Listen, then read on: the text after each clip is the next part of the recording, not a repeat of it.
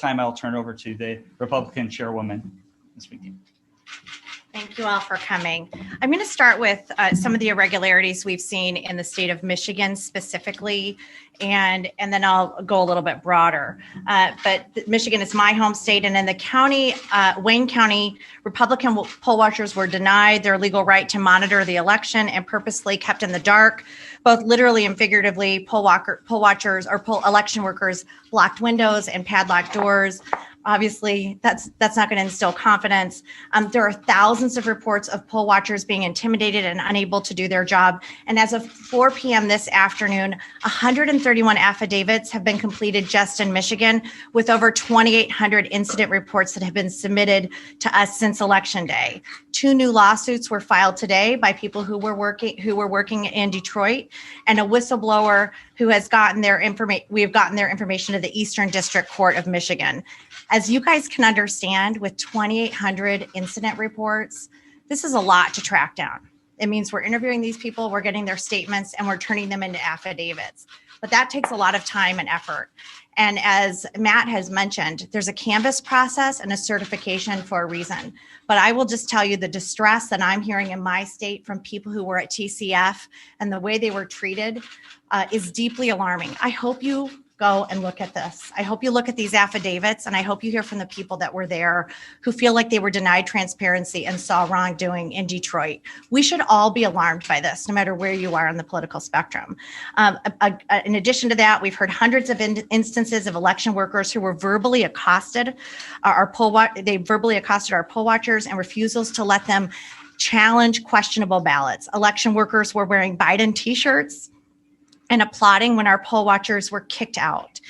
Imagine volunteering and going and spending your night because you care so much about the integrity of the election, and then to be kicked out and to be cheered as you are leaving. This does not instill confidence in our democracy. And these are good people. I know most of these people.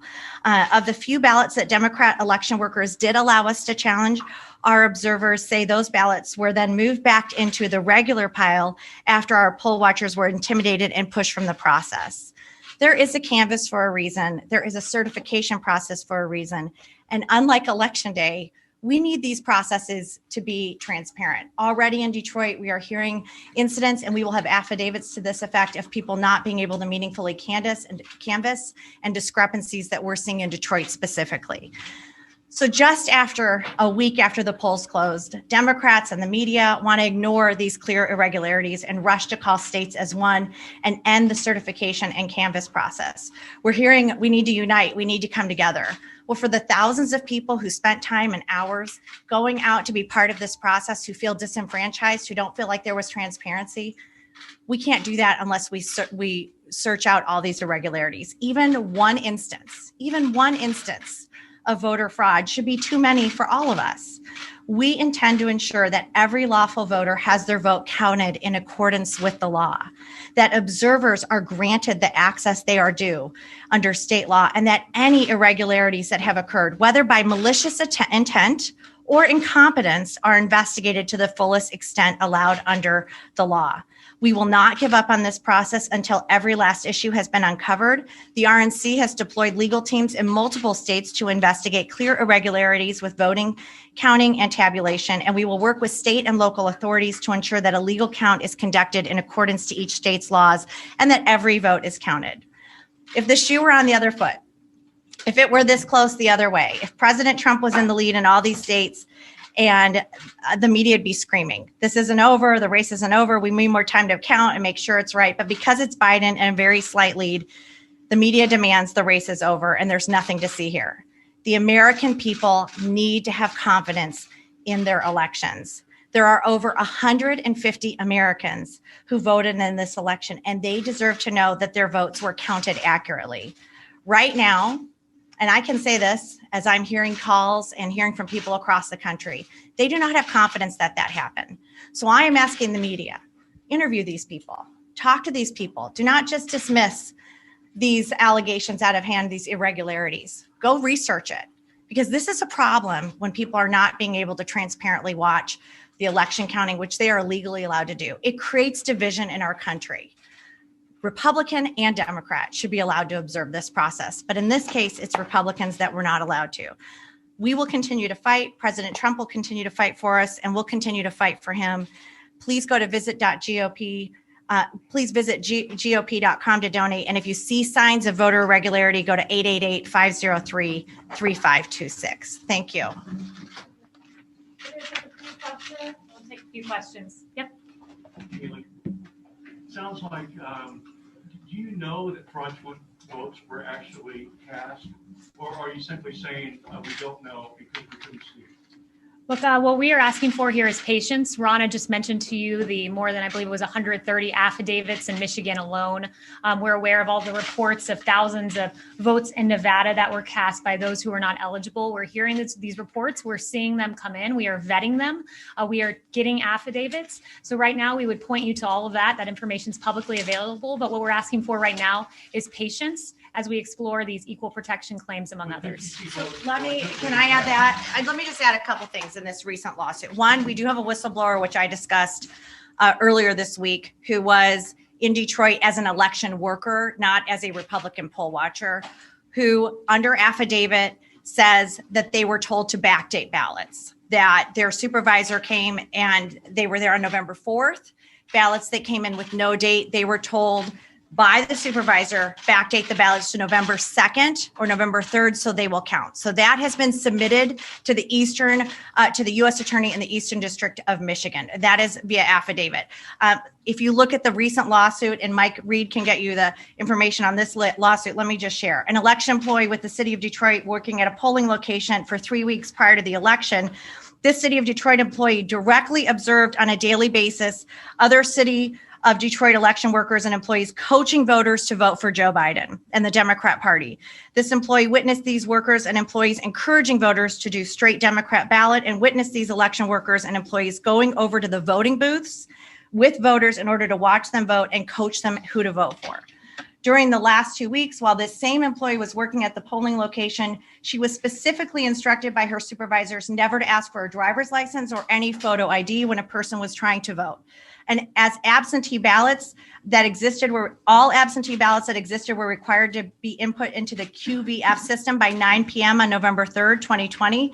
This was required to be done in order to have a final list of absentee voters who returned their ballots prior to 8 p.m. on November 3rd, 2020. In order to have enough time to process the absentee ballots, all polling locations were instructed to collect the absentee ballots from the drop box once every hour on November 3rd. On November 4th, 2020, a city of Detroit election worker was instructed to improperly predate the absentee ballots receive date and that were not in the QVF. She was told to alter the information in the QVF to falsely show that the absentee ballots had been received in time to be valid. The election employee also observed a large number of people who came into the satellite location to vote in person, but they had already applied for an absentee ballot. These people were allowed to vote in person and were not required to return the mailed absentee ballot or sign an affidavit that the voter lost the mailed ballot. Listen, here's the thing. Why aren't you worried about these irregularities? But no, this is a separate question, which is, if you are finding these irregularities, if you have an election worker being told to backdate ballots, that's a problem. We're going to pursue all of this. Is it going to be enough? No, it's going to take time. Is it going to be enough? We don't know.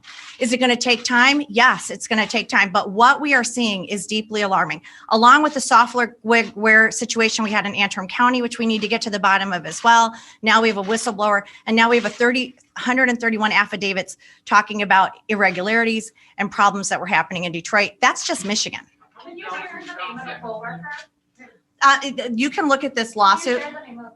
Mike, can you get them the lawsuit? We'll get that out to you. I don't know if that person's name, it may be a whistleblower, so they provided protections. Do you have any evidence that you can show us today that shows that illegal votes were cast?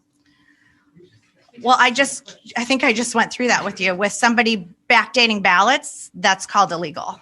If you are changing the date on a ballot, an election worker, a whistleblower, well, how would we have to subpoena that and we'll have to get that information, but that's going to be an investigation process.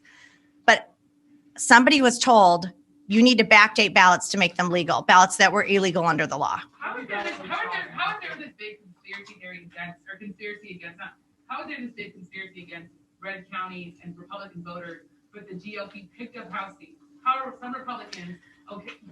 I don't think it can, listen, how is it a conspiracy when a whistleblower from the city of Detroit is saying, I was told by my supervisors to lie and backdate ballots? This is somebody protected under the law. There's no conspiracy there. Matt, if you want to confirm.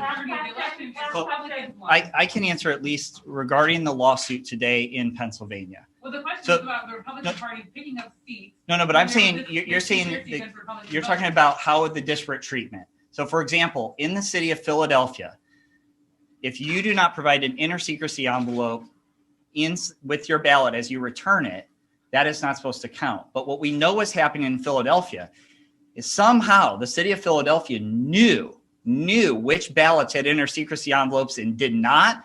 And we're telling voters ahead of time, hey, you may not have included your inner secrecy envelope. You need to get in here and vote a provisional ballot and get that fixed. But that was only happening in Philadelphia, but that was not happening in the rest of the state because the state law discourages that. So as Democrats were disproportionately voting by mail, they were disproportionately picking up those added votes in the city of Philadelphia. Let me say one final thing. There were 682,479 ballots counted in Philadelphia, in Allegheny County, that there were no poll watchers allowed to watch. It's the job of the media to ask the question why, because all we are asking for is truth, transparency, and sunlight here. That is all we are asking for. And sadly, we are asking the questions many of you should. Are you